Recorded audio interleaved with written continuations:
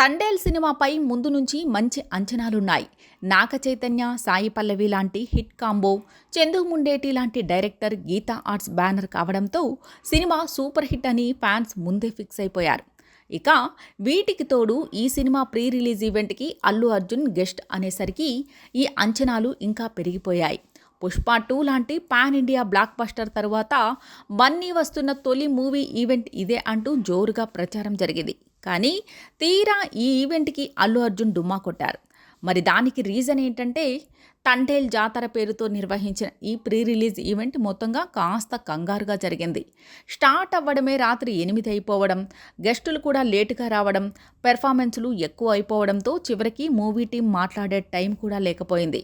చివరికి డైరెక్టర్ అల్లు అరవింద్ కూడా మాట్లాడుకునేందుకు మైక్ ఇచ్చేశారు.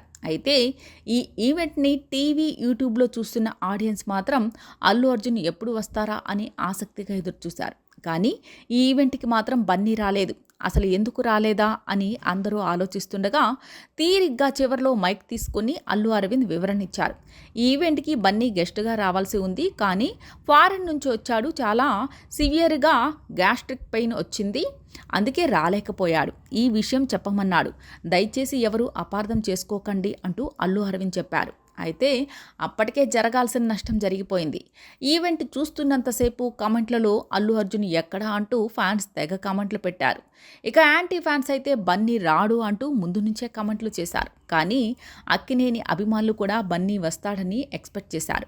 మరి ఇప్పుడు మిస్ అయినా కనీసం సక్సెస్ మీట్కైనా అల్లు అర్జున్ వస్తారేమో చూడాలి అంటున్నారు ఫ్యాన్స్. ఇక ఈ ఈవెంట్కి డైరెక్టర్ సందీప్ రెడ్డి వంగా కూడా గెస్ట్గా వచ్చారు. ఈ సినిమా సూపర్ సక్సెస్ అవ్వాలని, చైతన్య కెరీర్లో బిగ్గెస్ట్ బ్లాక్ బస్టర్ కావాలని కోరుకుంటున్నారు.